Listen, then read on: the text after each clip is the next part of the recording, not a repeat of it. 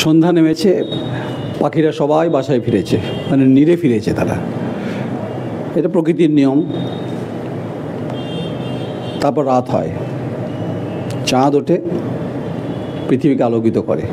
এটা হলো একটা বাস্তবসম্মত ভিত্তির কথা। কিন্তু যে কথা আমরা বলতে চাইছি সেটা হচ্ছে যে 2024 লোকসভার নির্বাচনের পরিস্থিতির কথা। এখানেও পাখিরা নিরে ফিরে যায় তাদের বাসস্থানে, রাজনৈতিকভাবে ফিরে যেতে যায়।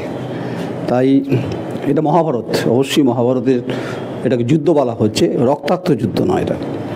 তাই মহাভারতের কথা আমি কবি সবিতাব্রত একটি লাইন পড়তে চাইছি।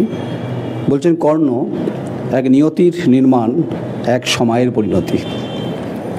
আমার সঙ্গে রয়েছেন সুধীর রঞ্জন সাউ, যুব মোর্চার বর্ধমান জেলার সাধারণ সম্পাদক। আপনাকে স্বাগত, অভিনন্দন। ডক্টর ইন্তেকাব আলম, বহু পুরনো তৃণমূল কংগ্রেসের নেতা, কাউন্সিলর বর্ধমান শহরের, প্রবীণ মানুষ। আজকে খুব ভালো লাগছে, একটা বেশ সুন্দর জামা পড়েছে, হলুদ। আর অরিন্দম মৌলিক, বাম নেতা এবং বিশ্ববিদ্যালয়ের কর্মচারী ইউনিয়ন তিনি আছেন। আমরা একদম এই মুহূর্তে যা পরিস্থিতি, পরিবেশ, সেটা হচ্ছে একদম বর্ধমান দুর্গাপুরকে ঘিরেই আলোচনা করতে চাইছি। প্রথমে আমি ডক্টর ইন্তেকাব আলম আপনার কাছে আসতে চাইছি যে এই মুহূর্তে যে পরিস্থিতি তৈরি হয়েছে, যে পলিটিক্যাল যে বাইনারির কথা বলা হচ্ছে বারবার করে, আপনার ডান দিকে বিজেপি, বাম দিকে হচ্ছে আপনার বাম দিকে হচ্ছে বাম, মাঝখানে আপনি মধ্যমণি। যত কেন্দ্রবিন্দু আক্রমণ আপনাদের বিরুদ্ধেই করছে, শাসকের বিরুদ্ধে একের পর এক রোষানলে দাবানলে আপনাদেরকে খাক করে দিচ্ছে বিভিন্ন দুর্নীতির ইস্যুতে। এই দুর্নীতির ইস্যুগুলোকে আপনারা ওভারকাম করে মানুষের ভোটে এবারে কি নির্বাচিত হতে পারবেন? বর্ধমান দুর্গাপুর লোকসভার ক্ষেত্রে বলছি। আমরা বর্ধমান দুর্গাপুর লোকসভা কেন্দ্রের যিনি আমাদের প্রার্থী, কীর্তিবর্ধন ভাগবত আজাদ, এবং আমরা শুধু আশাবাদী নয়, আমরা এবারে লক্ষাধিক ভোটে সর্বভারতীয় তৃণমূল কংগ্রেস জয়লাভ করব। তার কারণ হচ্ছে, একটা মানুষের শরীরে সব কিছুই দেখা গেল যে সব কিছুতেই সাকসেসফুল, লাস্টে তার কোনো একটা ব্যক্তিগত সমালোচনা নিয়ে মানুষ গরম করতে চায়। প্রথমেই 2019-এ আমরা 7টা বিধানসভার মধ্যে গলসি কিছুটা আর দুর্গাপুর পূর্ব পশ্চিমে আমরা জয়লাভ করতে না পারার জন্যই বর্ধমান দুর্গাপুর লোকসভা, একটা লোকসভায় 2223 সম্ভবত ভোটে আমরা পরাজিত হয়েছিলাম। ঠিক আছে, এখানে যিনি জয়লাভ করেছিলেন, এটা তো আর পৌরসভার নির্বাচন নয় যে রাস্তার পাড়ার কোনো লাইট জ্বললো কিনা, ড্রেন পরিষ্কার হলো কিনা, এটা তার নির্বাচন নয়। রাজ্যের কে মুখ্যমন্ত্রী হবে, বিধানসভাও নির্বাচন নয় যে রাজ্যের পরিস্থিতি কী। নির্বাচনটা হচ্ছে লোকসভা নির্বাচন। তো লোকসভা নির্বাচনে আমাদের কাছে 3জন প্রার্থী ছিল, মার্কসিস্ট কমিউনিস্ট পার্টি, ভারতীয় জনতা পার্টি এবং তৃণমূল কংগ্রেস। নিঃসন্দেহে 2223 ভোটে আমরা পরাজিত হই। একদিকে শিল্পাঞ্চল, আর একদিকে কৃষি ইন্ডাস্ট্রি, আর একদিকে কাল্টিভেশনের ভবিষ্যৎ। কৃষি যেমন একটা শিল্প, তেমনি একটা দুর্গাপুর পূর্ব এবং দুর্গাপুর পশ্চিম নিয়ে বিশাল শিল্পের সমন্বয়। আমরা এই কারণেই আশাবাদী এবং এই কারণেই লক্ষাধিক ভোটে জিতব। একটা লোকসভাতে জেতার পর 5 কোটি টাকা করে ইউপিএ সরকার 5 কোটি টাকা করে বছরে একটা ইয়ারে মোট 5 বছরে 25 কোটি টাকা নির্বাচনে অ্যালটমেন্ট করে সে উন্নয়নের জন্য খরচা করে। 2019 গেল, 2000 সারা পৃথিবীতে ভয়ঙ্কর এক বিভীষিকা আক্রমণ শুরু হলো মানুষের প্রতি, সেটা হচ্ছে করোনা। আমি এই কারণেই স্বীকার করছি যে আপনারা বলুন যে নির্বাচিত যিনি সাংসদ ছিলেন ভারতীয় জনতা পার্টির সুন্দর সিং আলুওয়ালিয়া, বর্ধমান শহর আমার পাড়া দিয়ে যদি স্বীকার করি, উনি এখানকারও লোকসভার সদস্য। ভাতার, মন্তেশ্বর, বর্ধমান দক্ষিণ, গলসি, দুর্গাপুর পূর্ব, পশ্চিম, বর্ধমান নর্থ, একটা জায়গায় আমরা বর্ধমান দুর্গাপুর লোকসভার নির্বাচিত সাংসদ সুন্দর আলুওয়ালিয়াকে খুঁজে পাইনি। দ্বিতীয়, আমি আসবো সেটা হচ্ছে 1 লক্ষ ভোটে জিতবে কৃষি এবং হচ্ছে শিল্প, দুটোর হচ্ছে ব্যালেন্সিং ইকোনমি তৈরি হয়, যেটা ডক্টর ইন্তেকাব আলম বলছিলেন যে দুর্গাপুর পূর্ব, দুর্গাপুর পশ্চিম, গলসি, ভাতার এবং হচ্ছে মন্তেশ্বর, বর্ধমান দক্ষিণ, বর্ধমান উত্তর। একসময় আমরা বলতাম ডক্টর বিধানচন্দ্র রায়ের মানসপুত্র হচ্ছে দুর্গাপুর, বলা হতো Durgapur will be future rule of India. কালের কপোততলে কার্যত দামোদর নদীর জলের সঙ্গে সঙ্গে বিভিন্ন রাষ্ট্রায়ত্ত সংস্থাগুলো বন্ধ হয়ে গেছে। যদিও আপনার অটলজি ক্ষমতায় এসেছিলেন 1999 সাল, উদার অর্থনীতি ধাক্কায় কার্যত বিধ্বস্ত হচ্ছে সারা ভারতবর্ষ, ইউরোপ হয়েছে, তার ব্যতিক্রম নয়, দুর্গাপুরও তার ব্যতিক্রম নয়। 5 বছরে বরাদ্দ অর্থের টাকা 25 কোটি টাকা আপনারা খরচা করতে পারেননি। 2 নম্বর হচ্ছে যে তিনি এই এলাকার যে মানুষের সঙ্গে থাকার কথা তিনি কোনোভাবে থাকেননি। উনি কী করে এই কথাটা বলছেন? উনি কিছু জানেনই না। করোনা কালে আমাদের এমপি সুরেন্দ্র সিং আলুওয়ালিয়াজি, তিনি জাতি, ধর্ম, দল নির্বিশেষে প্রত্যেকটা মানুষকে সহযোগিতা করেছেন। আর কিছুক্ষণ আগে উনি বললেন না যে এই ভোটটা পৌরসভায় ড্রেন পরিষ্কার হলো কি না, পাড়ায় কি প্রবলেম হচ্ছে সেটা দেখার নয়। তো এলাকাগতভাবে তো এমপি যেতে পারবে না, তবে এমপির সাথে যারা যারা যোগাযোগ করেছে, আবার যাদের সমস্যা এমপি জানতে পেরেছে, তাদের কাছে গিয়ে ছুটে গিয়ে সহযোগিতা করেছে। আপনি দেখে নেবেন বর্ধমান হসপিটালে এমপি ল্যাডের ফান্ড থেকে অনুদান কত ছিল, তার তথ্য আমরা দিয়ে দেবো। দুর্গাপুরে যে স্বাস্থ্যসেবা কেন্দ্র আছে ওখানে কত ছিল, সব জায়গায় এমপি টাকা দিয়েছে। ভুলভাল তথ্য দিলে হবে, তথ্য নিয়ে কথা বলতে হবে। আমাদের এমপি এখনো টিল নাও বর্ধমানের দুর্গাপুর লোকসভার অন্তর্গত একাধিক বিধানসভায় ক্যান্সার পেশেন্ট থেকে আরম্ভ করে সব রকম রোগের আক্রান্ত যারা ওষুধের টাকা ব্যয় করতে পারে না, ওষুধ কিনতে পারে না, তাদেরকে এখনো কন্টিনিউয়াসলি, ওনার নাম তো এখন নেই, তা সত্ত্বেও উনি আজকেও ওনার ওষুধ আমি রিসিভ করেছি। উনি নিজের দায়িত্ব থেকে সরেছেন, কিন্তু এমপি লোকসভা থেকে, কিন্তু নিজের দায়বদ্ধ থেকে সরেননি। নিজের দায়িত্ব পালন এখনই উনি করে যাচ্ছেন। মন্তেশ্বরে পাঠাচ্ছেন, কখনো ভাতারে অসহায় মানুষদের পাঠাচ্ছেন। সুধীরবাবু, যখন বর্ধমান স্টেশনের সামনে এটা ভেঙে পড়লো প্ল্যাটফর্মটা, একজন বোধহয় সম্ভবত মারা গেছিল। অভিযোগটা উঠছে, সবাই অভিযোগ করছে বাম করবে এবং তৃণমূল কংগ্রেস করবে। সেদিন কিন্তু মেম্বার অফ পার্লামেন্ট তৎকালীন সুরেন্দ্র সিং আলুওয়ালিয়াকে কিন্তু পাওয়া যায়নি, কিন্তু ওনাকে পাওয়া যায়নি, কিন্তু উনি তো ব্যবস্থা সব করে দিলেন সরাসরি রেলমন্ত্রী থেকে কথা বলে, এবং আমাদের জেলা প্রেসিডেন্ট সঙ্গে সঙ্গে ছুটে এসে তড়িঘড়ি তাদের সাথে দেখা করে সাক্ষাৎ করে সেই রিপোর্টটা এমপিকে পাঠিয়ে, এমপি আবার সেই রিপোর্ট রেল মন্ত্রককে পাঠিয়ে তাদের সব রকম সহযোগিতার হাত বাড়িয়ে দিয়েছেন আমাদের SS আলুওয়ালিয়াজি। মিথ্যা কথা তো বললে হবে না, আগে সঠিক তথ্যটা জানতে হবে। এবং উনি যে কথাটা বললেন যে এমপিকে পাওয়া যায় না, এখনো বলছি যে কোনো সাধারণ মানুষের হাতে একটা ফোন দিন, ওনার নাম্বার দিন, এখনো কল করুন। যদি কল না রিসিভ করতে পারে 1 ঘন্টার মধ্যে কল ব্যাক আসবে। এমনই আমাদের জনগণের সাংসদ ছিলেন SS আলুওয়ালিয়াজি। আমি আসবো বাম নেতা, প্রথমে 3 জনের কাছে আলোচনাটা এসে যাই। অরিন্দম মল্লিকের কাছে, সেটা হচ্ছে উনি বলেন 1 লক্ষ ভোটে জিতবেন। উনি বলছেন 5 বছরে 25 কোটি টাকা তিনি খরচা করতে পারেননি। আর সুধীরবাবু বললেন যে উনি বিভিন্ন কাজকর্ম করেছেন, ক্যান্সার পেশেন্টের ক্ষেত্রে করেছেন, বর্ধমান স্টেশনের ক্ষেত্রে করেছেন বলছেন। আমার প্রশ্নটা যে জায়গাতে ছিল সেটা হচ্ছে বর্ধমান যে জেলা এবং কৃষি জেলা এবং হচ্ছে শিল্পাঞ্চল, যে শিল্প এলাকা গতকাল আলোচনাটা হয়েছে, যেটার উপর দাঁড়িয়ে একটা ভবিষ্যতের নির্মাণ করার ক্ষেত্রে মেধা এবং হচ্ছে চাকরি এবং গুরুত্বপূর্ণ উৎপাদনগুলো হতো, সে কথা কিন্তু কেউ রাখতে পারছেন না। এটা বিভিন্ন কয়েক দশক ধরে আমরা দেখছি। আমরা বলছি রুটি কাপড়া মাখানে যেমন প্রশ্ন আছে, কিন্তু শিল্পের বিকাশের অগ্রগতির ক্ষেত্রে বাম থেকে শুরু করে বিরোধী সবারই ভূমিকা রয়েছে। কেউ কিন্তু বলছেন না এই কথাগুলো, যে রাষ্ট্রায়ত্ত সংস্থাগুলো বন্ধ হলো কয়েক দশক ধরে, তা খোলার ব্যাপারে কেন্দ্রীয় সরকারের উদ্যোগ এবং রাজ্য সরকারের মনোভাব, বর্তমান রাজ্য সরকারের মনোভাব কিন্তু পরিষ্কার পরিচ্ছন্ন নয়। না, যেটা বিষয় প্রথমেই বলি যে আলুওয়ালিয়া সাহেব যদি যথেষ্ট কাজ করে থাকেন তাহলে তিনি সরলেন কেন? তাকে বিজেপি দল তাকে প্রার্থী করলো না কেন? প্রশ্ন তো এখানেই লুকিয়ে আছে। বাস্তবিক পক্ষে গত 5 বছর সাংসদের কোনো কাজই আমাদের বর্ধমান যারা আমরা থাকি, বর্ধমান দুর্গাপুর লোকসভা কেন্দ্রের মধ্যে আমরা সেভাবে লক্ষ্য করতে পারিনি। পরিযায়ী শ্রমিক যেমন অন্য জায়গায় কাজ করতে যায়, কখনো কখনো আমাদের এমপি সাহেব পরিযায়ী এমপি হিসাবে বর্ধমান শহরে হয়তো 2 মাস 4 মাস 6 মাস অন্তর একবার তাকে কখনো তার খবর আমরা খবরের কাগজে দেখেছি, এটা অন্য বিষয়।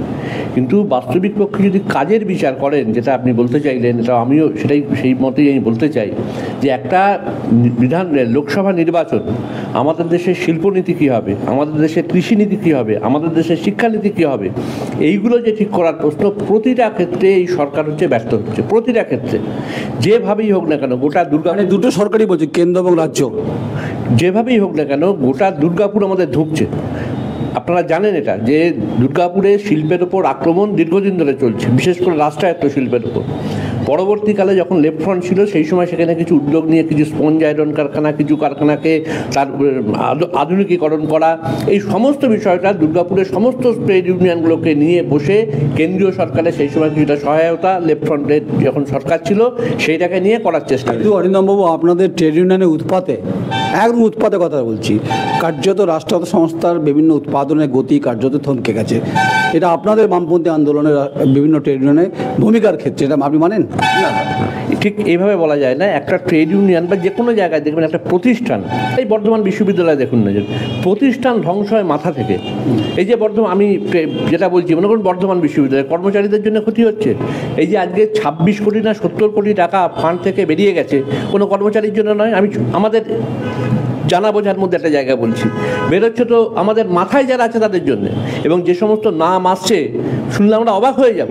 আমি এই প্রসঙ্গে আসবো আপনার কাছে। হ্যাঁ, আপনি শিল্পের বিষয়, শিল্পের কথা যেটা বলছি, যে একটা শিল্প কীভাবে দাঁড়াবে, একটা শিল্প কীভাবে চলবে, একটা কৃষি কীভাবে চলবে, এর যারা সিদ্ধান্ত নেয় সেই সিদ্ধান্ত, যেমন মনে করুন কৃষির ক্ষেত্রে স্বামীনাথন কমিশনের যে কথা, যে যা কৃষকের যা ফসলের দাম হবে অন্তত তার 1.5 গুণ দাম তাকে দিতে হবে, এমএসপি তাকে দিতে হবে। কোথায় গেল সে কথা?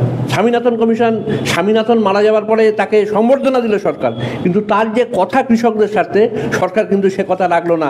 আমাদের রাজ্যে তো বটেই, আমাদের রাজ্যে সম্ভবত 300-র ওপর কৃষক আত্মহত্যা করেছে। আমাদের গোটা দেশে বোধহয় 1.5 লক্ষের ওপর কৃষক তারা আত্মহত্যা করেছে। সাংঘাতিক আক্রমণ শিল্প এবং ইয়ের ওপর, আমাদের কৃষির ওপর। বেশ ইন্তেকারদা, সেটা হচ্ছে যেটা পশ্চিমবঙ্গের খুব গুরুত্বপূর্ণ, বিশেষ করে বর্ধমান জেলার ক্ষেত্রে। আমরা যেহেতু বর্ধমান দুর্গাপুরের কথাই বলছি, আপনারা বঙ্গশ্রী দিচ্ছেন, বঙ্গভূষণ দিচ্ছেন, আর ওরা দিচ্ছে পদ্মশ্রী আর পদ্মভূষণ দিচ্ছেন। এই লড়াই চলছে এখন কার্যত। আমার প্রশ্ন হচ্ছে, অগ্রগতির ক্ষেত্রে, শিল্প বিকাশ এবং উন্নয়নের ক্ষেত্রে যে সমস্ত রাষ্ট্রায়ত্ত সংস্থাগুলো বন্ধ হলো, আমি উদার অর্থনীতির কথা যাচ্ছি না, আপনি তো জানেন পুরো বিষয়টা, যেখানে শিল্পটা গড়ে উঠলে তাহলে এখানকার মেধা বাইরে যেত না। যদি এখানে কৃষিভিত্তিক শিল্প উৎপাদিত হতো, তাহলে কৃষকের মান, মর্যাদা এবং তাদের যে অধিকারের প্রশ্ন এবং তারা বেঁচে থাকার ক্ষেত্রে তার জায়গা তৈরি হতে পারতো, কৃষিভিত্তিক শিল্প হতে পারতো। আপনারা 2011 থেকে 24 এতগুলো বছরে আমাকে একটু এক্সাম্পল দিন, বর্ধমান দুর্গাপুর জেলাতে আপনারা কটা কৃষিভিত্তিক শিল্প করতে বলেন আর কটা রাষ্ট্রায়ত্ত সংস্থা বাঁচাতে পেরেছেন, প্লাস আপনাদের ডিপিএল এবং ডিসিএলের কী অবস্থা? প্রথমে আমি আপনাকে জানাচ্ছি যে শিল্প নীতি সম্পূর্ণ নির্ধারণ করেন কেন্দ্রীয় সরকার। আজকে ডাক্তার বিধানচন্দ্র রায়কে স্মরণ করে আমরা বলতে চাই, তৎকালীন কেন্দ্রীয় সরকারও যেভাবে দুর্গাপুর শিল্পাঞ্চল তৈরি করেছিলেন, তারপরে আপনারা জানেন মোট 1200 ওপরে দুর্গাপুর এবং আসানসোল নিয়ে বড় বড় শিল্প কারখানা তৈরি হয়েছিল, শ্রমিকরা কাজ করছিল। আমি কারো সমালোচনা করতে চাই না, সিআইটিউ বলুন বা আচ্ছা, আপনারা যে মাঝে মধ্যে একটা কথা বলেন, আমি বলতে আপনারা প্রায় একটা কথা বলেন যে পশ্চিমবঙ্গে 56,000 কলকারখানা বন্ধ হয়ে গেছে, এই অভিযোগটা আপনারা করেন, বলুন তো। 2011 সালের আপনি পরিসংখ্যান নেন, 2011 সাল পর্যন্ত মার্কসিস্ট কমিউনিস্ট পার্টি ক্ষমতায় ছিল ভারতবর্ষে। আমরা 2011 সালে তৃণমূল কংগ্রেস পশ্চিমবাংলায় ক্ষমতায় আসার পর কেন্দ্রীয় সরকারের 1,64,000 কোটি টাকার ঋণ মার্কসিস্ট কমিউনিস্ট পার্টি চাপিয়ে দেওয়া সরকার মধ্য দিয়ে চালাতে গিয়ে আমরা শুধু দেখেছি প্রচুর কারখানা বন্ধ হয়ে গেছে এবং বেসরকারিকরণের মাধ্যমে। আপনি কত হাজার কোটি টাকা বললেন দেনা চাপিয়ে গেছে বামফ্রন্ট, কত বলছিলেন, ফিগারটা কত? সম্ভবত 1,64,000 কোটি টাকা। ওটা এখন বেড়ে গিয়ে প্রায় 6 লক্ষ প্রায় হয়েছে। হ্যাঁ, এখন বেড়ে গিয়ে তারপরে চিন্তা করে দেখুন এই এই ব্যাখ্যাটাও আপনাকে আমি দিচ্ছি, বলুন। হ্যাঁ, বলি এবার একটা যেটা আমি বলতেছিলাম, প্রথম কথা হচ্ছে পূর্ববর্তী বক্তা বলে গেলেন এখানে যেটা পার্লামেন্টের ইস্যু, এখানে শিল্প, সেখানে কৃষি, এটাই ইস্যু হবে, এটাই স্বাভাবিক। কৃষি শিল্প যখন ইস্যু, কৃষি শিল্প লড়াই নিয়ে লড়বে, তার জন্য গণতান্ত্রিক ভোট দিয়ে মানুষ যে ভারতীয় জনতা পার্টিকে নির্বাচিত করেছিল, আজকে সেই সুরেন্দ্র সিং আলুওয়ালে যদি একটা ভিডিও ক্লিপ দেখাতে পারে কেউ, একটা মানুষ মারা যাচ্ছে, সামান্য রেল কার, কেন্দ্রীয় সরকার দীর্ঘদিন ধরে বর্ধমান শহরের মানুষ, আমরা বলে যাচ্ছি সেদিনকে কোনো রকম ভারতীয় জনতা পার্টিকে খুঁজে পাওয়া যায়নি, এবং এই এলাকার সাংসদ তার অন্তত তার বাড়িতে আসা যে মারা গেল, তার বাড়িতে সমবেদনা তো দূরের কথা, করোনার মোকাবিলা করার জন্য একটা দিনও আসেনি। করোনা মোকাবিলার জন্য একটা দিন যদি ভিডিও ক্লিপে দেখে দিতে পারে হাজার হাজার মানুষ, যখন এই বর্ধমান দুর্গাপুর লোকসভা কেন্দ্রের 7টা বিধানসভা আক্রান্ত, যেখানে আমাদের প্রত্যেকটা বর্ধমান দক্ষিণের বিধায়ক মাননীয় খোকন দাস থেকে শুরু করে প্রত্যেকটা তৃণমূলের বিধায়ক প্রতিটি ওয়ার্ডে ওয়ার্ডে যখন আমরা খাবার পৌঁছে দেওয়া থেকে শুরু করে স্বাস্থ্যের পরিকল্পনা থেকে শুরু করে মানুষের দুয়ারে দুয়ারে ওষুধ পৌঁছে দিয়েছি, সেদিনকে কিন্তু আমরা শিল্প আর কৃষি, শিল্প আর কৃষি, কৃষি এবং শিল্প, একটাও শিল্প বলেছিল এমএনসি আমাদের খুলতে 1 মিনিট টাইম লাগবে, এমএনসি ঢুকছে, ফিলিপস বন্ধ হয়ে গেল, সারের দাম হুড়ু করে বাড়লো, সার কারখানা ফার্টিলাইজার এখনো বন্ধ। একটা যদি দুর্গাপুর শিল্পাঞ্চলে একটা শিল্প কারখানা নতুন করা দূরে থাকুক, যদি পুরনো কারখানাগুলো একটাও যদি চালু করে দিয়ে থাকে কেন্দ্রীয় সরকার, তাহলে জানবো যে ভারতীয় জনতা পার্টির কর্মীদের মুখে মানায় এই বর্তমান দুর্গাপুর লোকসভা ভোট চার জন্য। কৃষি আমাদের জন্মগত অধিকার, সেই অধিকার কারা দিয়েছে? 100 দিনে ভারতবর্ষের অনেক বলা হচ্ছে দুর্নীতি বলে, আমি আপনাকে বলি যেটা হচ্ছে 2014 সালে আপনাদের মেম্বার অফ পার্লামেন্ট কে ছিল বর্তমান দুর্গাপুরে? বর্তমান দুর্গাপুর লোকসভাতে মেম্বার অফ পার্লামেন্ট 2014 কে ছিল? ডক্টর মমতাজ সঙ্গমী। তিনি কতবার এমএমসি খোলার ব্যাপারে, হিন্দুস্তান ফার্টিলাইজার খোলার ব্যাপারে, অ্যালো স্টিল প্ল্যান্ট খোলার ব্যাপারে, পুনরুজ্জীবন করার ব্যাপারে, বিআইএফআর থেকে ফিরিয়ে আনার ক্ষেত্রে কটা প্রশ্ন পার্লামেন্টের সংসদে 0 আওয়ার মেনশন, কলিং অ্যাটেনশনে বিভিন্ন ক্ষেত্রে করেছেন, জানেন আপনি? কটা? শুনুন, দুর্গাপুর শিল্পাঞ্চলের সমস্ত বেসরকারি যারা রুগ্ন শিল্প এবং সরকারি রুগ্ন শিল্পর আধিকারিকদের সঙ্গে দেখা করে নোটশিট করে কেন্দ্রীয় সরকারের পার্লামেন্ট, সেটা কি পাবলিক ডোমেন আছে? এই নোটশিটটা আছে? মানে আমি বলছি যে আমি আমি আপনাকে বলছি কলিং অ্যাটেনশন, 0 আওয়ার, আপনি জানেন, আমি আপনাকে বলছি পার্লামেন্টে থেকে দুর্গাপুরে এই যে সামান্য একটা নেতাজি যেমন একটা ইন্ডোর স্টেডিয়াম নাই, আপনার সম্ভবত ধারণা আছে, আপনি ডক্টর মমতাজ সঙ্গমিতা আমরা ল্যান্ড দিয়ে দিলাম এবং সমস্ত কিছু হলো। ডিস্ট্রিক্ট ম্যাজিস্ট্রেট কেন্দ্রীয় সরকার থেকে যেটা আমরা করলাম তার পরেক্ষণে উনি বর্ধমান দুর্গাপুর পার্লামেন্টে 2223 ভোটে হেরে গেলেন, কিন্তু ওই পার্লামেন্টের ল্যান্ডের টাকা, ওই যে ল্যান্ডের টাকা, তারপরে আমাদের আবেদন করা হয়েছিল যে নির্বাচিত হয়েছিল, এখনো পর্যন্ত কিন্তু সেই স্টেডিয়ামটাও হলো না। আপনি আমার প্রশ্নের উত্তরটা এড়িয়ে গেলেন। আমি বলেছিলাম যে পার্লামেন্টে আমি বলে দিচ্ছি আপার হাউস অ্যান্ড লোয়ার হাউস, আমি বলছি সরকার, আমি আসবো, আমি আপনাকে বলি, আপনি আমার কথা শুনুন please, doctor Intekhab Alam, 1 minute আপনি শুনুন। আপার হাউস অ্যান্ড লোয়ার হাউস অর্থাৎ রাজ্যসভা এবং লোকসভা কলিং, আমি জানি যে সংসদীয় যে বিজনেস অ্যাডভাইজারি যে বলা হয়, বিএ কমিটি বলা হয়, কলিং অ্যাটেনশন, 0 আওয়ার মেনশন এবং হচ্ছে মুলতবি, এই সমস্ত সাবজেক্ট প্যারামিটারে পার্লামেন্টে লোকসভাতে ডক্টর মমতা সঙ্গমিত্রা রুগ্ন বন্ধ কলকারখানা খোলার ব্যাপারে, পুনরুজ্জীবনে করার ব্যাপারে, এমএমসির অনেক বড় ইতিহাস আমি জানি, কটা প্রশ্ন করেছে যা পাবলিক ডোমেনে আছে? আপনি উত্তর দিতে পারবেন? কটা আছে? উনি মোট, যেটা আমরা যতটুকু পার্লামেন্টের বইগুলো নিয়ে পড়াশোনা করেছি, 4 বার উত্থাপন করেছেন, কারণ প্রচুর 543 কোন ইন্ডাস্ট্রি নিয়ে? হ্যাঁ, কোন ইন্ডাস্ট্রি নিয়ে? মানে দুর্গাপুরে কোন কোনগুলি? দুর্গাপুরে ফিলিপস, হিন্দুস্তান ফার্টিলাইজার এবং শুরু করে বেসরকারি কয়েকটা শিল্প নিয়ে এবং ডিএসপি মডার্নাইজেশন করার জন্য তিনি বহুবার সংসদ উত্থাপন করেছেন। আপনি আমায় বলুন, আমি আসবো। দেখা যাচ্ছে কি কেন্দ্রীয় সরকারের নীতি আগ্রাসন হচ্ছে, আমরা কিছু করব না। আমাদের যদি বহুজাতিক কোনো সংস্থা এসে সেই শিল্প কারখানাগুলোকে বাঁচাক, তাতে যদি কর্মসংস্থান হাজার হাজার লক্ষ লক্ষ বেকার তৈরি হয়ে যায়, এই খুঁজতে খুঁজতে আজকে দেশটা আজকে এই অবস্থায় দাঁড়িয়েছে। শিল্প তো তৈরি হয়নি, উল্টে শিল্প ধ্বংস হয়েছে, আর কিছু শিল্প যেগুলো বেঁচে আছে সেগুলো আবার বেসরকারীকরণ হয়। মাইক্রোস্কোপে খুঁজতে হবে প্রশ্নগুলো আছে কি না।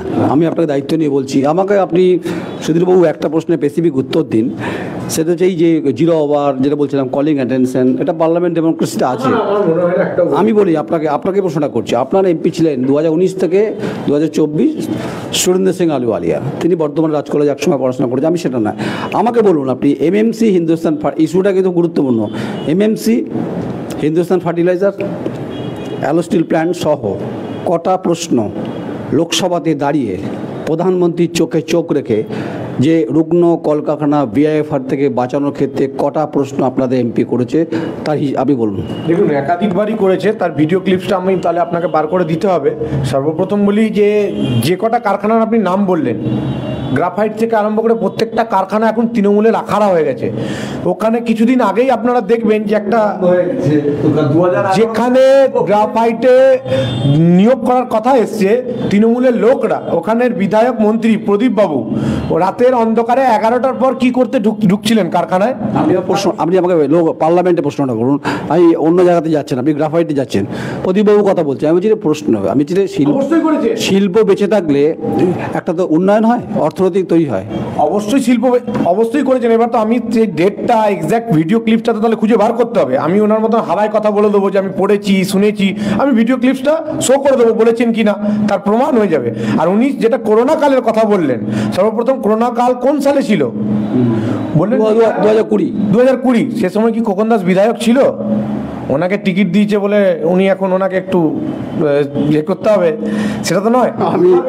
আমি আসবো সুধীরবাবু, আমি 1 মিনিট, ওনাকে পড়াশোনা করতে বলুন।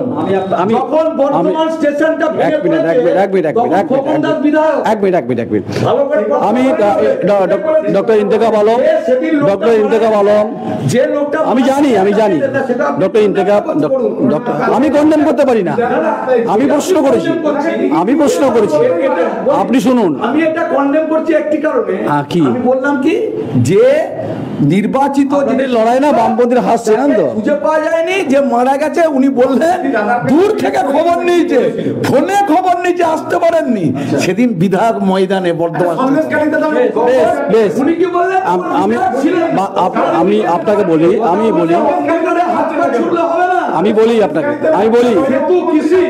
বলি আপনাকে, আচ্ছা অরিন্দম বাবু, এ ঝগড়া জমবে না, এটা তো সেটা তো অন্য কথা না। আমি বলি আপনাকে, প্লিজ ডেমোক্রেসিতে please doctor Intekhab Alam, please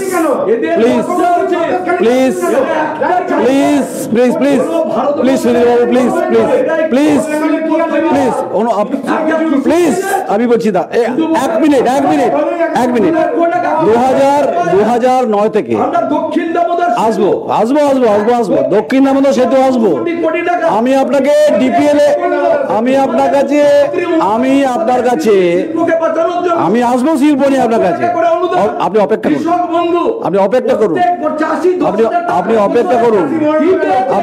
করুন, প্লিজ আমি আসবো। আলোচনা এইভাবে আলোচনা হয় না, এইভাবে একটা ডিবেট এইভাবে হয় না। আমি বলি আপনাকে, যারা বাংলার মানুষ সুধীর বাবু আমার দুজনের অনুরোধ, দুজনের প্লিজ প্লিজ প্লিজ প্লিজ আমার একটা অনুরোধ, এক মিনিট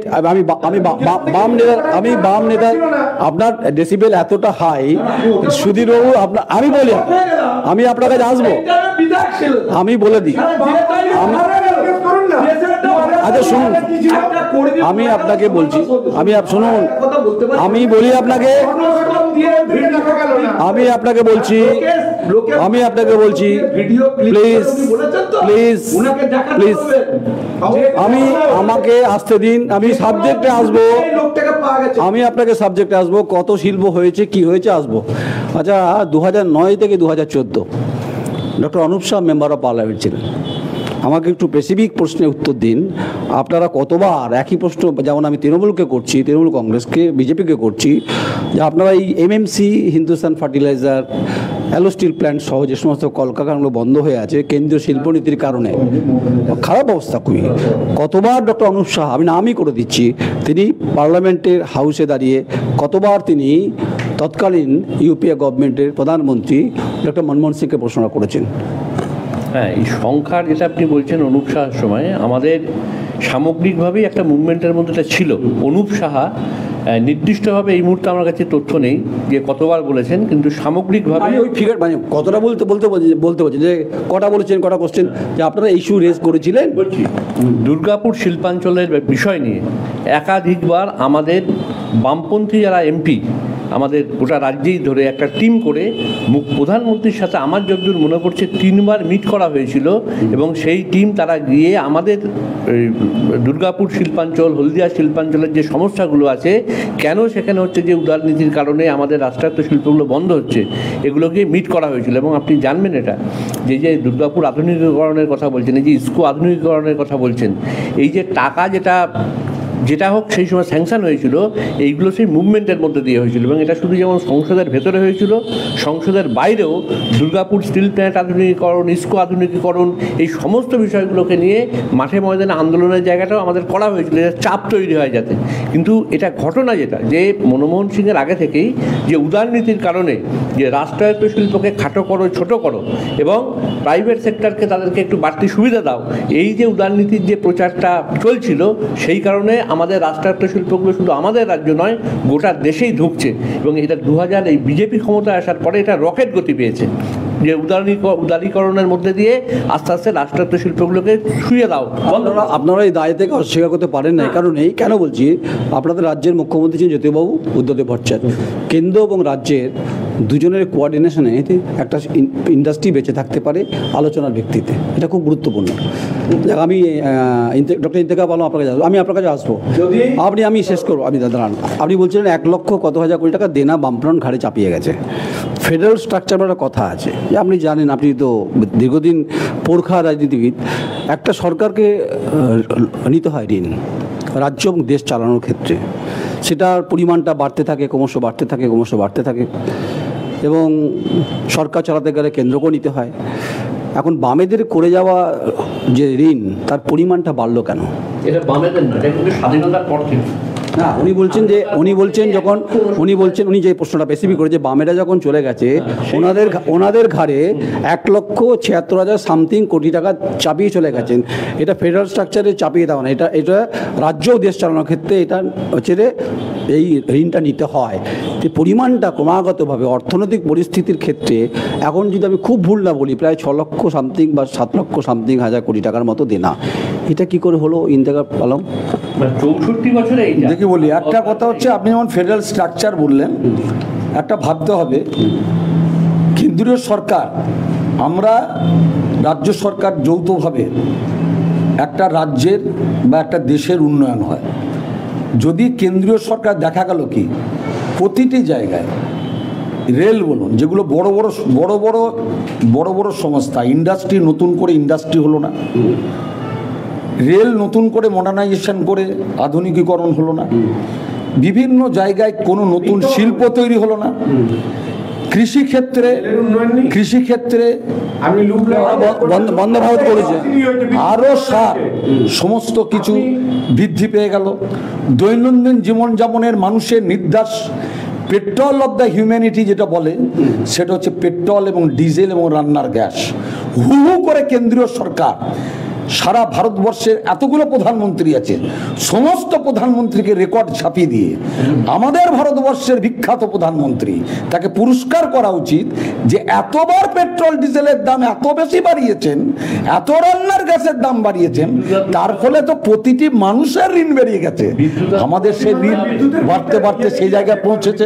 আমরা আবার বলছি, এই কেন্দ্রীয় সরকার যতদিন ক্ষমতায় হবে, আমাদের 1 লক্ষ ঋণ, মানে এই ঋণটা এই প্রতিটি জায়গায় মানছি মানছি মানছি মা, আপনার কথা মানছি, একটা বাচ্চা ছেলে, আমি আপনাকে মানছি, আমি শুনুন, 11,382 আপনি টাকা ঋণ নিয়ে আমি আপনাকে বলছি, আমি আপনাকে বলি ডক্টর ইন্তেখাব আলম, অর্থনীতি, আমি আপনাকে বলি, আপনি ঠিক বলছেন, আপনি একদম কারেক্ট বলছেন যে যা পরিস্থিতি যেভাবে চলছে তাতে ঋণের পরিমাণ বাড়ছে, ডিজেল পেট্রোলের কথা বলছে, ঠিক তো অনেক বড় চ্যাপ্টার।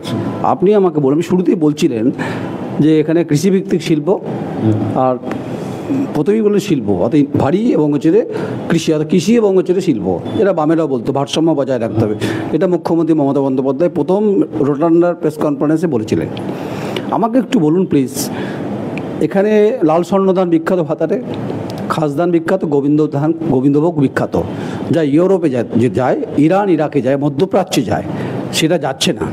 না যাওয়ার কারণে যে রপ্তানি যেটা আমাদের হতো, যেটা বিরাট অংশের একটা অর্থনৈতিক রায়না খণ্ডঘোষকে কেন্দ্র করে হতো, সেটা হলো না। তাহলে কৃষিভিত্তিক শিল্প এবং আলু, আমি যদি খুব ভুল না বলি 18 লক্ষ মেট্রিক টন ছাড়িয়ে গেছে হয়তো, আলু মাঠে গড়াগড়ি খাচ্ছে। শিল্পটা করলেন কোথায় আপনারা? কৃষি এবং বলুন, আপনারা জানেন যে আপনি তো গ্যাটে চলে গেলেন, আপনি আবার জিয়ান্স এগ্রিমেন্ট ট্রেড টেরিফ, এটা হচ্ছে international country distribution of the business. আমদানি এবং রপ্তানির যে নির্ধারিত নীতি, সেই নীতির পরিবর্তন করে দিলেন আমাদের মহান প্রধানমন্ত্রী। সেই পরিবর্তন করার পরই আমাদের বিভিন্ন জায়গায় উনি পেটেন্টে স্বাধীনতা দিয়ে দিলেন। আমি যে লাল স্বর্ণ ভাতারে তৈরি করছি, বাংলাদেশ আমার কাছে পেটেন্টটা আমরা বিক্রি করে দেবো, তা নিয়ম তৈরি করবেন। তাহলে এইভাবে আমরাই পর্যন্ত না, তখন তারপরে গ্যাটটাকে সংশোধন করা হলো, এবং হ্যাঁ, গ্যাটের কথা অনেক আগে বলছেন। হ্যাঁ, আপনি আমায় বলুন গোবিন্দ, আপনি আমায় বলুন, আমি ডক্টর ইন্তেখাব আলম, আমি আসবো সুধীর বাবুর কাছে।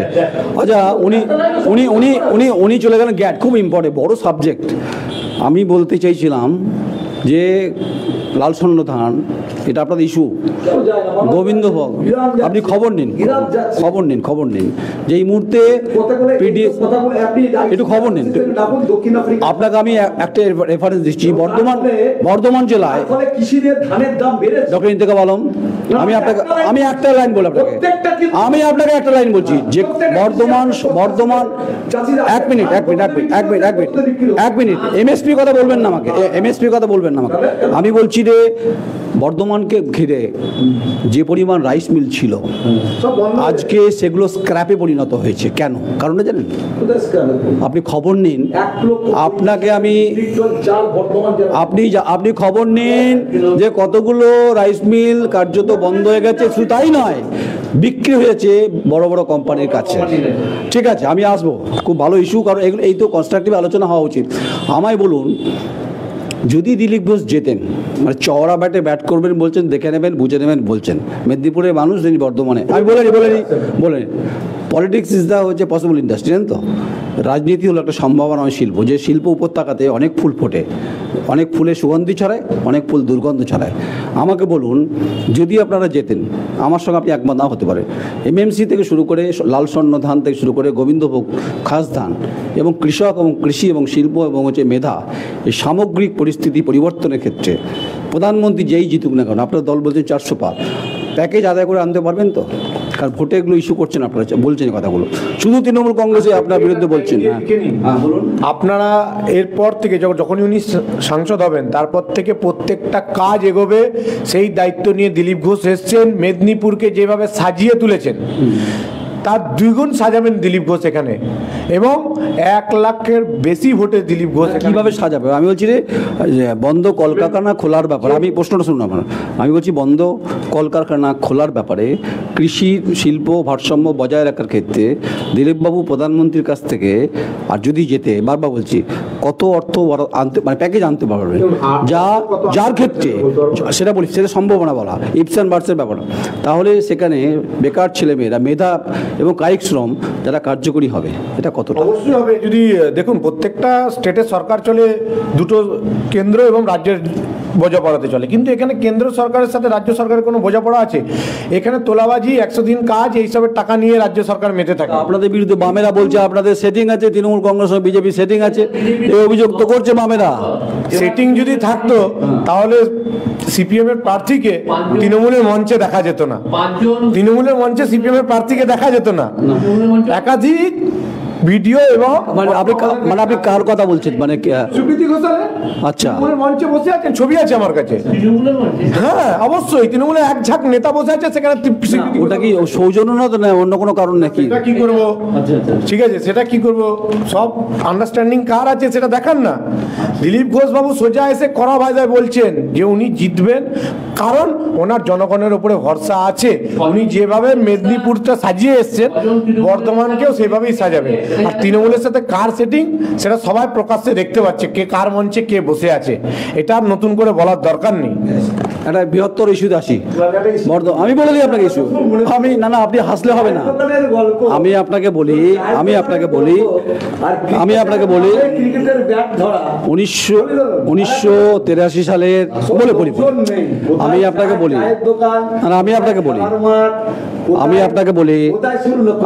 আপনি আমার কথা শুনুন।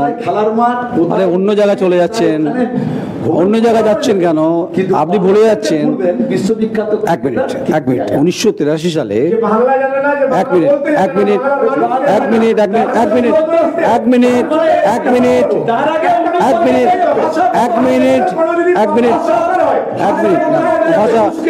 এটা বহুত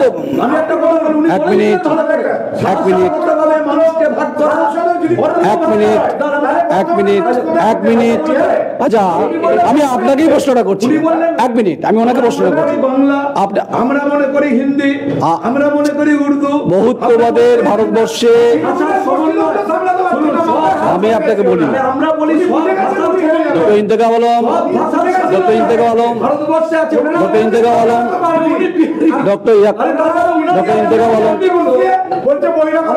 শুনুন, আমি আপনাকে বলি, আমি একটু কুল, আমি আপনাকে বলি, তাহলে আমাকে বলতে দিন যে বিহারি, তার মানে বিহারবাদ। বাংলায় বসে থেকে উনি বলবেন বিহারবাদ, বিহার বসে থেকে বাংলাইবাদ, কর্ণাটকে বলবে উড়িয়াবাদ। এই বাদ করে এরা ভাষাগতভাবে, ধর্মগতভাবে দেশকে ভাগ করার চক্রান্ত করে শুধুমাত্র। আমি আপনাকে বলি সুধীরবাবু, আমার 1 মিনিট, 1983 বিশ্বকাপ স্কোয়াডে ছিলেন, জানেন কত রান করেছিলেন উনি? 3 বলে 0 রান। 1995 বলি আমি খুব সম্মান দিই ওনাকে। 1995 ক্রিকেট তার শেষ করেন দিল্লিতে, তিনি রঞ্জি ট্রফির সব থেকে হায়েস্ট স্কোরার, ঠিক? বিজেপি সাংসদ ছিলেন, পরে কংগ্রেস, গোল মার্কেটে তিনি এমএলএ, ঠিক? এখন আপনার দলের হচ্ছে জনগর্জনের ডাকে আপনি মানে আপনারা যেটা বলছেন তিনি প্রার্থী। সেসব লড়াই থাকবে, ভাষাগত নিয়ে আলোচনা হবে বহুত না। আমি বলি শুনুন, আপনি আমাকে বলুন, আপনি আমায় বলুন, 1 মিনিট, এইটা না, আপনি আমায় বলুন, এইটা আমি অন্য ইস্যুতে আসবো। এই আলোচনাটা না এটা প্লিজ একদম আমি আপনার কাছে আসছি, আপনার কাছে আসবো। আমি 1 মিনিট খুব major issue 1 minute. Doctor Intekhab Alam ভালো লাগবে, আপনারও ভালো লাগবে। বর্ধমান বিশ্ববিদ্যালয়ের কথা বলছিলেন আপনি, বর্ধমান বিশ্ববিদ্যালয়ের কথা ডক্টর ইন্তেখাব আলমও জানে, সুধীরবাবু খোঁজখবর রাখেন, আপনি তো রাখেনই তাকে। 20,42 লক্ষ টাকার যে রিপোর্ট ডক্টর স্মৃতি কুমার সরকার ভাইস চ্যান্সেলর, আমি নাম করে বলছি, ফোনটা একটু প্লিজ কাটবেন, যে রিপোর্ট দীপক রঞ্জন সরকার সিধু কানু বিশ্ব ইউনিভার্সিটি, যিনি উপাচার্য ছিলেন, রাজ্যের উচ্চশিক্ষা দপ্তরের রিপোর্টে প্রায় দুর্নীতির পরিমাণটা 20,42 লক্ষ টাকা। এটা হচ্ছে রে এই সরকারের আমলে হয়েছে, এবং হচ্ছে রে ফিক্সড ডিপোজিট কার্যত ভেঙে ফেলা হয়েছে। আমি আসবো আপনার কাছে, যে বিশ্ববিদ্যালয় আচার্য সুকুমার সেন, যে বিশ্ববিদ্যালয় ডক্টর রমানন্দন মুখোপাধ্যায়ের মতো পদাঙ্ক পদধূলি আমাদেরকে গর্বিত করে, গৌরবান্বিত করে শিক্ষার মান উন্নয়নের ক্ষেত্রে, আর সেই বিশ্ববিদ্যালয়ে কার্যত দুর্নীতির আখড়া তৈরি হয়েছে, রিপোর্ট সে কথা বলছে। প্রশ্নের উত্তর দিতে পারবেন ছাত্র সমাজের কাছে? আমি আপনার কাছে আসছি। আপনি একটা জিনিস দেখাতে পারবেন, বর্ধমান বিশ্ববিদ্যালয়ে 2011 সালের পর একটা জায়গায় কোনো প্রমাণিত হয়েছে বিশ্ববিদ্যালয়ের যারা এখন ভাইস চ্যান্সেলর হচ্ছে ভারতীয় জনতা পার্টির তল্পিবাহক? আপনি রিপোর্টটা পড়েননি ডক্টর ইন্তেখাব আলম, রিপোর্টটা আপনি পড়েননি, আপনি ছেড়ে দিন রাজ্যপাল 2013। আপনি দাঁড়ান, আপনাকে আমি বলছি, শুনুন না, টিসিএস। আচ্ছা দাঁড়ান, চিঠি দেখাবো। আচ্ছা আপনাকে আমি আসবো রাজ্যপালের কথা আসবো,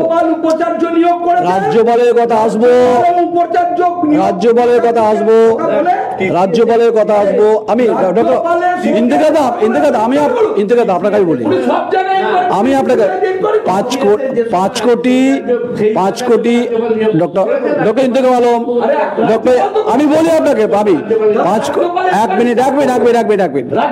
1 minute doctor Intekhab Alam, 1 minute.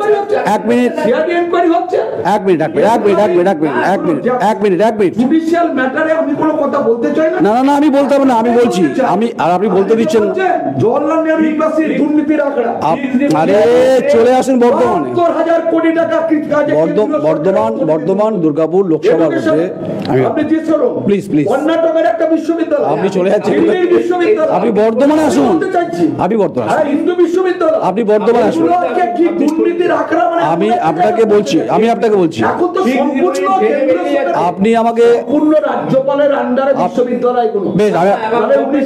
বেশ doctor Intekhab Alam, doctor Intekhab Alam 1 minute,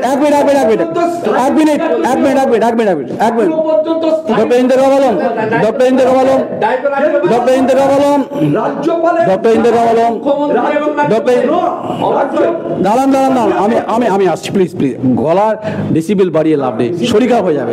সেটা হচ্ছে আমি বলতে দিন, 2011 সালে ক্ষমতা এসছে, বলি আরে এখানে ঢিল মারছেন, চলে যাচ্ছে। দাঁড়ান না, আপনাকে আমি বলছি, আপনি বলতে 1 মিনিট চরম দুর্নীতির দল বলবেন না, এই কথাগুলো বলবেন না, এখন বলবেন না এই কথাটা। আমি আপনাকে বলছি, শুনুন, আমি আপনাকে,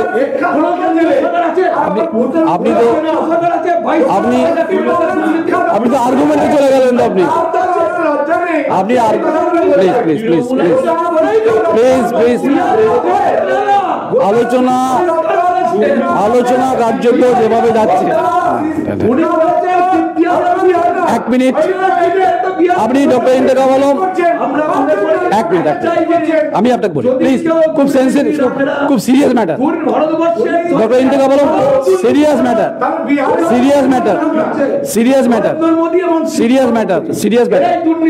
ডক্টর ইন্তেখাব আলম,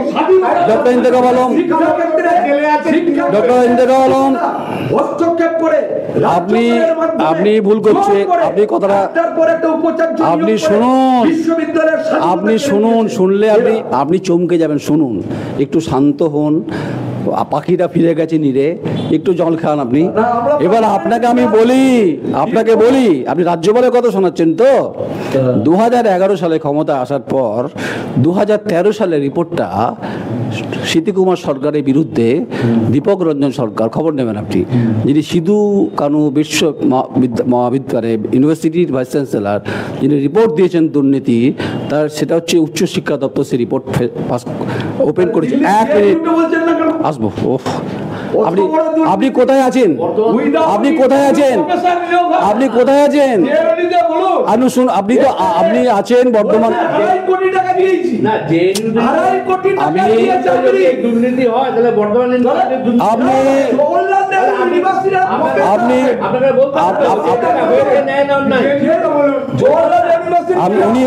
উনি কথা শুনতে চাইছেন না। আসলে মুশকিলটা হচ্ছে যে না, মুশকিল আপনাকে বলে দিই, আমি আপনাকে ক্লিয়ার করে দিচ্ছি। আপনি ব্যাপমে যাচ্ছেন তো, জওহরলালে যাচ্ছেন, জওহরলাল ইউনিভার্সিটি যাচ্ছেন, সব যান, আপনি ভারত ভবন করুন, আমার চাপ নেই। আপনাকে আমি বলছি যে আর্থিক দুর্নীতি রিপোর্ট উচ্চশিক্ষা দপ্তর দিয়েছে, আমি দিইনি, নয়ন রায় দেয়নি। তার জন্য ওপেন ফোরামে বলছি, আমাকে পুলিশের হেফাজত পর্যন্ত যাওয়ার চেষ্টা চলেছিল। আমার কাছে কাগজপত্র আছে এবং আপনাকে বলছি 5,37,23,410 কোটি টাকার TCS স্ক্যাম আছে। এটা আপনাকে আমি ঠিক আছে, ওয়েট করুন। আচ্ছা, এই বিশ্ববিদ্যালয়ের দুর্নীতি, বর্ধমান বিশ্ববিদ্যালয়ের দুর্নীতির ইস্যু, বিজেপি প্রার্থী দিলীপ ঘোষ ইস্যু কি সামনে রাখছে? অবশ্যই রাখবেন, কেন রাখবেন না? সমস্ত কিছু ইস্যুই দিলীপ ঘোষ রাখবেন সামনে। এনারা ভয় পাচ্ছেন তো, দিলীপ ঘোষ যবে থেকে আসছে তবে থেকে দেখবেন তৃণমূলে গোষ্ঠীদ্বন্দ্ব শুরু হয়ে গেছে। জানে প্রত্যেকটা চোরকেই জেলে যেতে হবে। ঘুর পথে কারা কারা এই স্ক্যামে ইনভলভ ছিল প্রত্যেকটা লোকের তালিকা তৈরি হচ্ছে, খুব তাড়াতাড়ি সব জেলের কাছায় যাবে। শিক্ষা দপ্তর জেলে কেন? উনি শিক্ষা দপ্তর নিয়ে বড় বড় কথা বলছেন, ওটা শিক্ষা দপ্তর জেলে কেন? কীর্তি আজাদ বিহারি, একবার কথা, আমি নিজেও বিহারি, কিন্তু কীর্তি আজাদ যদি সাংসদ হয় তাহলে মানুষ কোথায় যাবে দেখা করতে কীর্তি আজাদের সাথে? এখানে কি ওনার কি বাড়ি টাড়ি আছে? অনিলবাবু প্রায় বোধহয় হ্যাঁ বলুন, আপনি বলুন, আপনি অনিলবাবু সুযোগ দিতে হবে। হিন্দু মুসলিম বিহারি বাঙালি নয়, পার্লামেন্ট হিন্দু মুসলিম বিহারি নয়,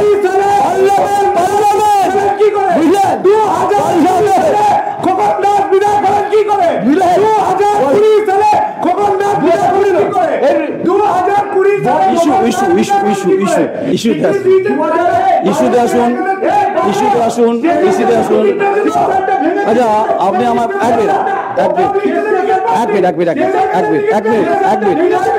এক মিনিট আস্তে একদম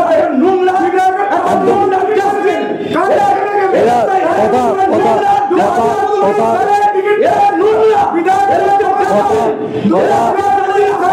কথা বলবেন মাত্রা প্লিজ। সংসদীয় কথা আরে ডক্টর কথা বলো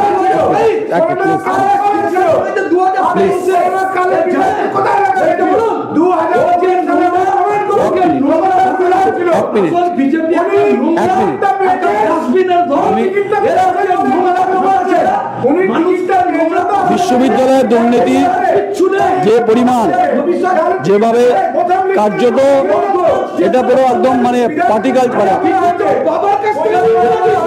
এই শব্দে এই শব্দ ব্যবহার করবেন না।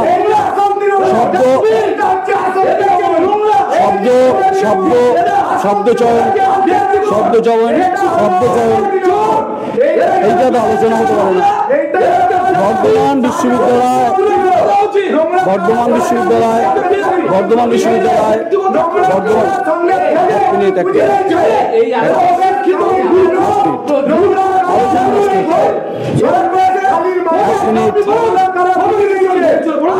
আপনাকে আমি দুজনাকেই আমি আপনাকে বলছি আস্তে আমি অনুষ্ঠান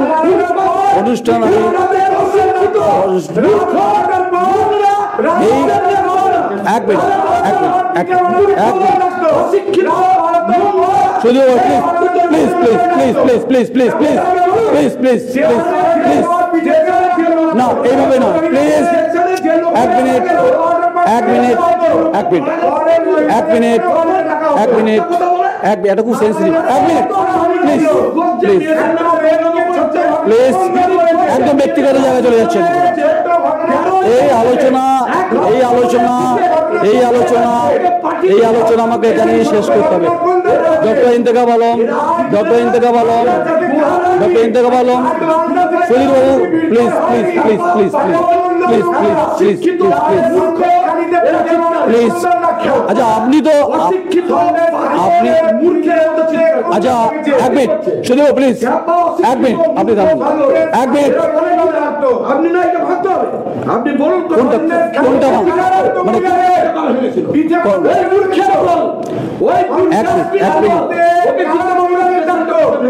কবে কবে স্টেশন ভেঙেছিল, কবে স্টেশন কবে ভেঙেছিল প্রশ্ন জিজ্ঞেস করুন। 2020 সালে খোকন দাস বিধায়ক ছিল, ওটা উনি প্রকাশ করে দিন। আপনার ক্যামেরা থেকে দেখে যান, যদি উনি না বলে থাকেন 2020 সালে করোনা কালে খোকন দাস বিধায়ক ছিল, উনি বলেছেন করোনা কালে বিধায়ক ছিল খোকন দাস, উনি প্রমাণ করুন। অবশ্যই পাওয়া গেছে রেল মন্ত্রক থেকে। বেশ বেশ এই সন্ধ্যা please please please please please আমি অনুষ্ঠান আমি প্লিজ শুধু একবার ইন্তেখাবদা আমি আমি আপনাকে সম্মান করি, আমি আপনাকে সম্মান করে জায়গা থেকে বলছি। আমি আপনাকে 2000 কত কোন সালে ভেঙেছিল, কোন সালে এক মিনিট কোন সালে কোন সালে কোন সালে কোন সালে কোন সালে কোন সালে কোন সালে কোন সালে স্টেশনটা যখন ভাঙলো একজন মারা গেল কোন সালে এই যে কোন সালে কোন সালে? তখন খবর আরে আপনারা কেউ বলতে পারছেন না তো, ভুল বলছেন। করোনা কাল চলছে তখন। আমি আপনাকে বলছি শুনুন, আমি আপনাকে বলছি যে ভেগে যেটা, আরে আমি শুনুন না, আমি তো ছিলাম ওখানে, আমি ছিলাম। আরে আমি আপনাকে শুনুন, doctor Intekhab Alam, doctor Intekhab Alam, doctor Intekhab Alam, আমি আপনাকে বলি প্লিজ এক মিনিট এক মিনিট এক মিনিট প্লিজ এক মিনিট এক মিনিট এক মিনিট এক মিনিট এক মিনিট আমি শুনুন না, আপনি আমার কথা শুনুন না। আমার স্মৃতিভ্রম ঘটেনি, আর স্মৃতিতট খুব পরিষ্কার। আমি প্রত্যেককেই বলছি যে আপনি উত্তেজিত হচ্ছেন, উনি হতে, আমি চাই শব্দ খুব গুরুত্বপূর্ণ, যা বাংলার দর্শক আমাদেরকে যতটুকু, আমি খুব ক্ষুদ্র মানুষ, মানুষ আমাদেরকে দেখেন, কারণ আপনি খুব responsible political leader, you are senior most leader Bardhaman শহরে। তাই আপনার কাছ থেকে অন্তত আমি আমি আমি কন্ডেম করছি গোটা বিষয়টা। আসি আমি আমি অনুষ্ঠান না please please please please please আমি আপনাকে আমি যেটা শেষ করি প্লিজ প্লিজ আমি আমি আপনাকে বলি না না এইবার এইবার এক মিনিট এক মিনিট এটা অন্য জায়গায় চলে যাচ্ছে, এইটা একদম এক মিনিট এক minute please please please please please আপনারা সন্দেশখালী টপিক নয়, বর্ধমান দুর্গাপুর আপনারা যেটা করলেন আমি বিজেপিকে বলছি, তৃণমূল কংগ্রেসকে বলছি, এক মিনিট এক মিনিট এক মিনিট এক মিনিট অনেক কথা, রুটি কাপড়া মাকানের প্রশ্নের কথা হচ্ছিল, এক মিনিট এক মিনিট এক মিনিট এক মিনিট শুধু এক মিনিট এক মিনিট রুটি কাপড়া মাকানের প্রশ্ন ছিল কোথাকারে, কিন্তু গোটা পরিস্থিতি যেভাবে নিয়ে যাচ্ছেন আপনারা, গোটা ভারতবর্ষ ভ্রমণ করছেন আর সন্দেশখালী যাচ্ছেন, ব্যাপম যাচ্ছেন আপনি, গোটা দেশ জওহরলাল নেহরু বিশ্ববিদ্যালয়। আমার প্রশ্নটা হচ্ছে শেষ, বর্ধমান বিশ্ববিদ্যালয় আপনি উত্তর দিলেন, যেহেতু বলছেন সাবজুডিস ম্যাটার বলছেন, রাজ্যপাল বলছেন, রাজ্যপাল নয় 2013 সালে কেস। অরিন্দমবাবু আমি শেষ করবো আপনাকে দিয়ে, সেটা হচ্ছে এই যে বর্ধমান বিশ্ববিদ্যালয় শিক্ষার ক্ষেত্রে যে ব্যাপক দুর্নীতির অভিযোগ, যে তথ্য আমার কাছে আছে অন্তত, এর সুরাহা কি, এর রাস্তা কি? এ তো নামজারা হচ্ছে শাসক দলের। এই সুরাহা তো যাদের করবার কথা, রাজ্যপাল, মুখ্যমন্ত্রী, যারা বসে সুষ্ঠুভাবে একটা উপাচার্য কে হবে, গণতান্ত্রিক যে ব্যবস্থাটা ছিল, ছাত্ররা, শিক্ষকরা, কর্মচারীরা ভোট দিয়ে ইসি তৈরি হতো, কোর্ট তৈরি হতো, তার মধ্যে দিয়ে আলোচনার ভিত্তিতে যা হতো, সেটা গোটা ব্যবস্থাটা তো 11 সালে পরে উঠে গেল। ফলে ফলে গোটাটা কেন্দ্রীভূত হয়ে গেল একজন দুজন তিনজন। প্রথমে মুখ্যমন্ত্রীর পছন্দের লোক উপাচার্য ছিলেন, গত 6 মাস 8 মাস ধরে রাজ্যপাল এখন উপাচার্য নিয়োগ করেছেন, সেই নিয়ে পরস্পরের মধ্যে দ্বন্দ্ব। ফলে বিশ্ববিদ্যালয়ের সাধারণ যে গণতান্ত্রিক ব্যবস্থা পুরো ধ্বংস হয়ে গেল। এবং এই উপাচার্য সহ 2-4 জন যারা অতীতে ছিলেন, এই যে আপনি যে টিসিএসের কথা বললেন, টিসিএস আয়ন বা এই যে আপনার ফিক্সড ডিপোজিট ভাঙা, এ তো প্র্যাকটিক্যালি অবাক করা ব্যাপার যে ফিক্সড ডিপোজিট ম্যাচিওর হচ্ছে না, সেই ফিক্সড ডিপোজিট একজনের অ্যাকাউন্টে চলে যাচ্ছে। আবার যার আলমারি থেকে বেরোচ্ছে সে বহাল তবিয়তে রয়ে গেছে, যার কাছে গেল আর একজন হায়ার লেবার, মানে সে স্থায়ী কর্মচারী নয়, সে জেল খেটে চলে এলো। মানে একটা অদ্ভুত অরাজক অবস্থা চলছে। আমরা আশা করব যে এই দ্বন্দ্ব শেষ হবে বিশ্ববিদ্যালয়ের স্বার্থে। যারা শুধু চাকরি করে বা যারা শুধু পড়ে নয়, বর্ধমান বিশ্ববিদ্যালয় আমাদের গর্ব, বর্ধমানবাসী সহ আশেপাশে 4-5টা জেলার গর্ব। ফলে যাতে সুষ্ঠু একটা সুরাহা হয়, এবং এই সুরাহার দায়িত্ব নিতে হবে আমাদের মুখ্যমন্ত্রী এবং রাজ্যপালকে। তাদের বসে এই আলোচনা করতে হবে আর গণতান্ত্রিক ব্যবস্থাকে ফিরিয়ে আনতে হবে। গণতান্ত্রিক ব্যবস্থা ফিরিয়ে আনলে অনেক দুর্নীতি বন্ধ হবে। যা দুর্নীতি চলছিল বা চলছে, সেই দুর্নীতি বন্ধ করতে গেলে গণতান্ত্রিক ব্যবস্থাকে ফিরিয়ে আনতে হবে, সবার অধিকারটা দিতে হবে। আমি অনুষ্ঠান শেষ করলাম এখানে। সুধীর কুমার সাউ, যুব মোর্চার সাধারণ সম্পাদক, আপনাকে স্বাগত। ডেসিবেল 120 ছিল। আর আপনাকে আমি খুব সম্মান করি, খুব ভালোবাসি। ডক্টর ইন্তেখাব আলম, পুরনো অনেক প্রবীণ মানুষ তৃণমূল কংগ্রেসের, আপনাকেও আমি সম্মান করি এবং আপনাকে স্বাগত যে আমার সঙ্গে সময় দিয়েছেন। অরিন্দম মৌলিক, আপনি বাম নেতা এবং আপনি বিশ্ববিদ্যালয়ের বিভিন্ন ক্ষেত্রে রয়েছেন, আন্দোলনের ক্ষেত্রে রয়েছেন। হাম কিসি সে কম নেই, এটা ডায়লগ আছে জানেন তো, হাম কিসি সে কম নেই। তো কেউ কাউকে জায়গা ছাড়তে চায় না, এটা স্বাভাবিক, জায়গা ছাড়বে না। তাই তোমাদের হৃদয় মন্থনে উঠল যে বিষ, তাই তো কুরুক্ষেত্র। তুমি একবার নিভিতে বলে দেখতে পারো, নিশ্চয়ই অমৃতে পেতে অন্তত যদিও নারী হয়। ছিলাম রুটি কাপড়া মাকানের প্রশ্নে, চাকরির প্রশ্নে, মানুষের জীবন জীবিকার প্রশ্নে, বর্ধমান দুর্গাপুর লোকসভাতে, শিল্পাঞ্চলের পরিস্থিতি, Durgapur will be future route of India, কোনো দিশা আমাকে অন্তত 3 জন দেখাতে পারলেন না, শুধু ঝগড়া বিতর্কে চললো। যাক, সন্ধ্যায় অন্তত শীততাপ নিয়ন্ত্রিত স্টুডিওতে অন্তত বেশ গরমাগরম হলো। আপনারা সবাই ভালো থাকবেন। আমার একটা আবেদন প্রত্যেকটি পলিটিক্যাল পার্টির কাছে, যে অন্তত আলোচনা হবে অন্তত শ্রুতিমধুর, যেন কর্ণকুহরে না বাজে। আলোচনা হোক অবশ্যই তার তথ্যের ভিত্তিতে, পরিসংখ্যানের ভিত্তিতে। ব্যক্তিগত আক্রমণকে আমরা অত্যন্ত বিরোধিতা করি। সবাই ভালো থাকবেন, প্রত্যেককে শুভেচ্ছা। আমাদের সম্পর্কে যদি মতামত করার থাকে নিশ্চয়ই করবেন। নমস্কার, আমি নয়ন রায়।